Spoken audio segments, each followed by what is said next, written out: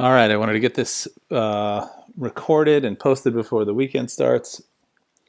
This is a channel that I tested yesterday. I tested April performance yesterday. Gold signals 98% sure is the name of the channel. And of course, I kind of made fun of him for his name because I think it's a silly name. But 4,817 subscribers. And looking through the messages and extracting all the data, I can sit and I can, read through the chatter and stuff. And apparently, I don't know. This guy says he has had a much bigger channel and he lost it, got deleted somehow. I don't know what the circumstances were. So the channel officially looks like it started at the end of July 2023. So that's the extent of the data that we were able to extract. I was actually working on a whole 1 year test, but that's all the further back I could go. So I just thought, you know what, I'll just go ahead and post everything I have, just so you guys can kind of see what this, the kind of results this channel gets. So let's go ahead and take a look. And I run these 1 month at a time. And the reason that I do that is because we're basically the way that we've structured the database. It's, put together in monthly blocks. At least for now. So let's go ahead and take a look at, like I mentioned yesterday, is signal format's pretty good. The chatter gets a little annoying, at least to me, because I look at it from the angle of running this on a trade copier. All these moving emojis can cause issues for the trade copier. And so you probably want to turn those off in Telegram. So let's go ahead and take a look at the results. So we've got basically July of last year all the way up to April of this year. And I left my calculator sitting outside. Back again after I grabbed my calculator.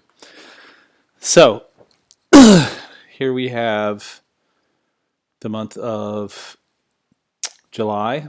So you can see the dates here. And, if this is your first time watching, we always do a $10,000 account and we trade 0.1 size lots. And I don't do anything special with the stop losses. I don't do a trailing stop loss. I don't do anything. Just the way the signal provider sends the message, that's what gets traded in the backtest. Because I want to make it pretty easy to replicate. I don't want to do any curve fitting. So you can see for the month of July, I think there were only 4 or 5 trades, and we lost $45.60. 3 trades got triggered. There were 6 total deals, but only 3 were triggered. So not a horrible start, not a fabulous start for, I think there were really only about 4 days, something like that, of activity for this account. So not a fabulous start. Yeah, you can see only Asia, only 1 day, only 1 day's worth of entry. Not even really anything on the scatter plots. Just losses. So, yeah. And this channel trades gold, I think with a couple of currencies thrown in from time to time. So let's go ahead and take a look at, this would be August, right? So here's our date code. Same test. And you can see we did about 12% on the account for the month of August. So that's not, or I'm sorry, for August. So that's not too shabby. Here's our equity curve. It looks pretty decent. And I think that's one of the things that I've noticed with this particular trader is that his equity curves don't always look like this, right? Sometimes there's some some losses. You'll see as we kind of get through the test, right? So here's our trading sessions, a little bit of Asia, but mostly Europe and US. Here's our scatter plot. And here's our trades. So you can see we got some pound yen, we got some dollar yen. Yeah. So all in all, not a bad month actually for the month of July. So much better month than last month. So September, and again, you can see the date code here. Exact same test, $10,000 account, 0.1 size lots, and you can see we did about 6%, a little over 6% for September.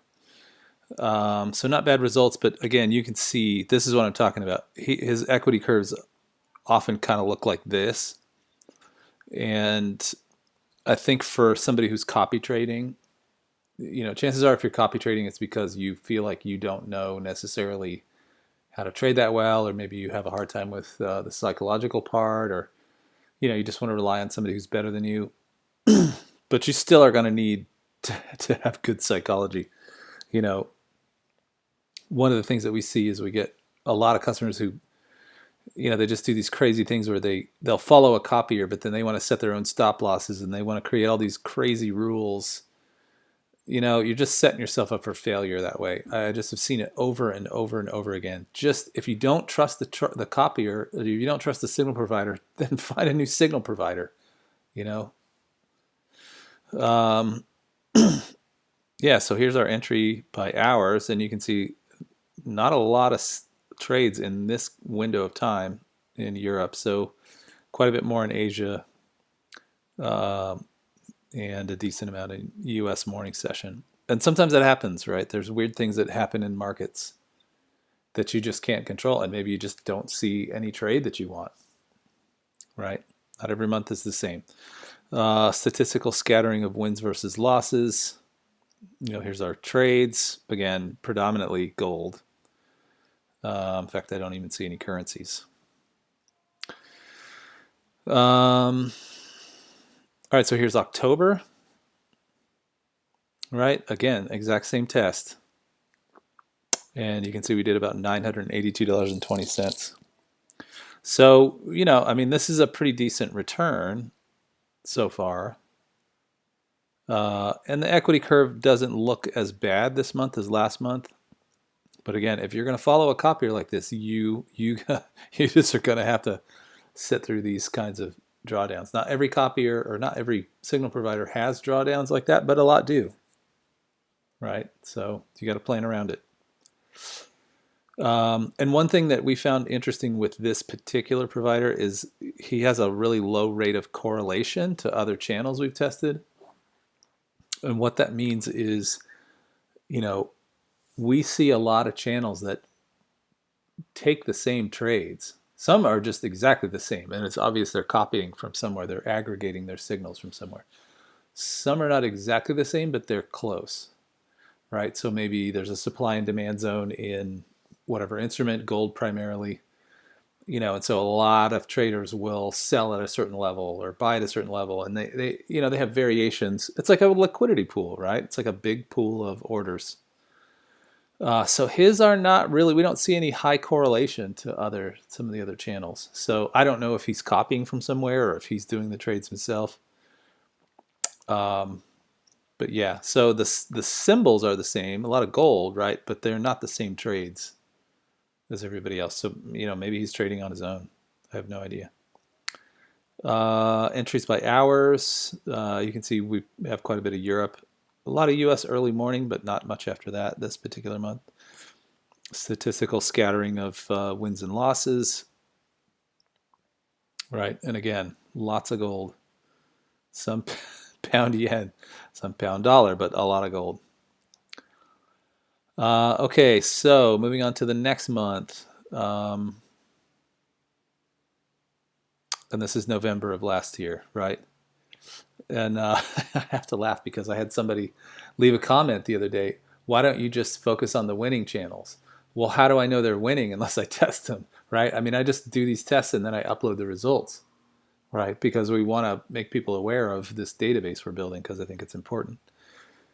Yeah, again, exact same test, $10,000 account, 0.1 size lots, no fancy stop loss, trailing stop loss, nothing like that. So you can see we did about 1677, so about almost 17% for the month of November. So we've had a pretty steady stream of profitability month to month, right? Month over month. If you're willing to sit through that drawdown, right? I don't know that I personally would, but we're not all the same. So, and equity curve, not too bad this month.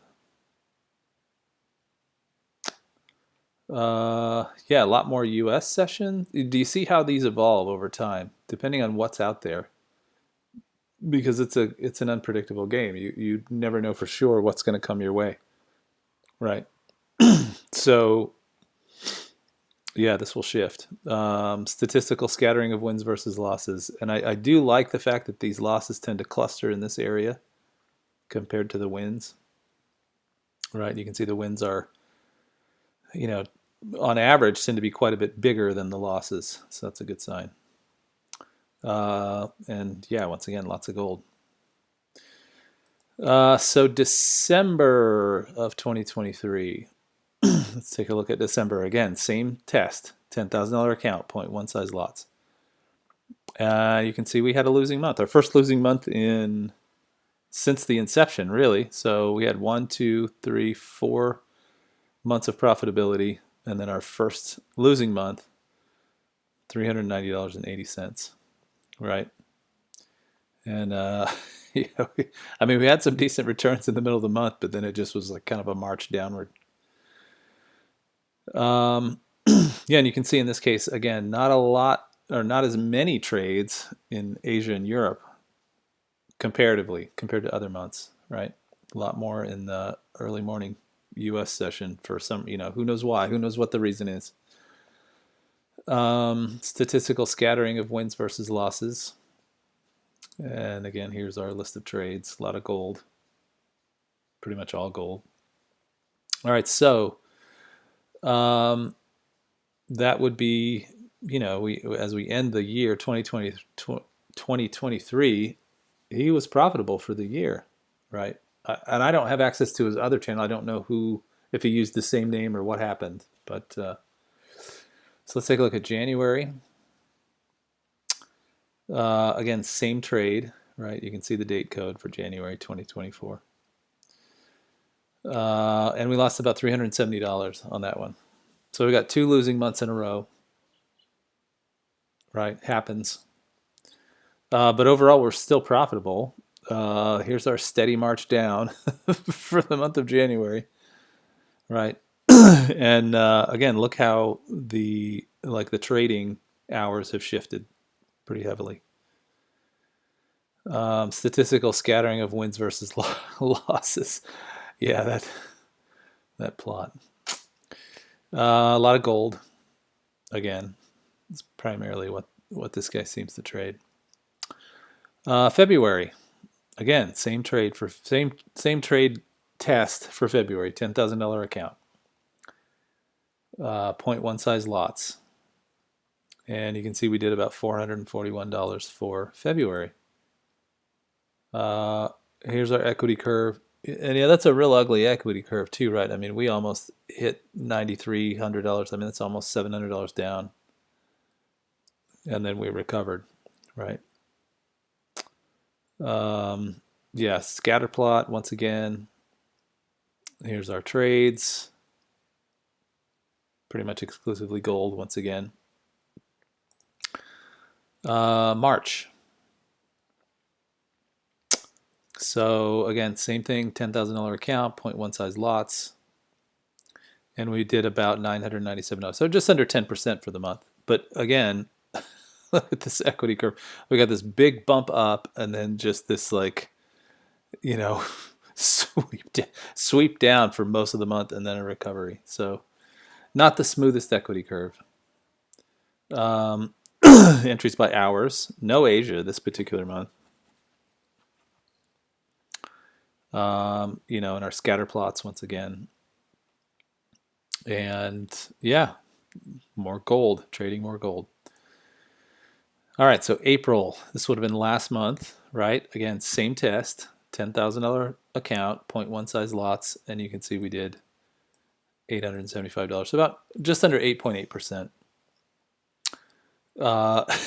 Yeah, there's our equity curve again, right? So not the smoothest equity curve. You just are, if you followed an account like this, you just would have to put up with that. So maybe you would, if you're going to build a basket of signal providers to copy, you obviously you don't want something that's too heavily correlated, right? Because you want to, spread your risk out. But then also maybe if you said, well, this guy tends to be profitable, but he's got a lot of drawdown, maybe you don't allocate as much risk to him, right? Maybe you find another, anyway, it's, our goal is to provide you guys with the information you need to kind of make a better decision about who you follow, as opposed to just, it just feels like right now it's just a bunch of carnival barkers talking about how profitable they are, and they all have 80% win rate and whatever, and it's just like endless chatter about, who knows what. Scatter plot, once again, yeah, gold is our currency. Some yen crosses, of course. So, what's the overall return from the end of July last year to April? Right, so that's what do we got? 1, 2, 3, 4, 5, 6, 7, 8, 9, 10 months. Right, we don't have a full year, but that's 10 months. It's about $6,013.90 is the total. So on a $10,000 account, 0.1 size lots, that's a little over 60%, right? So, that's not a bad return.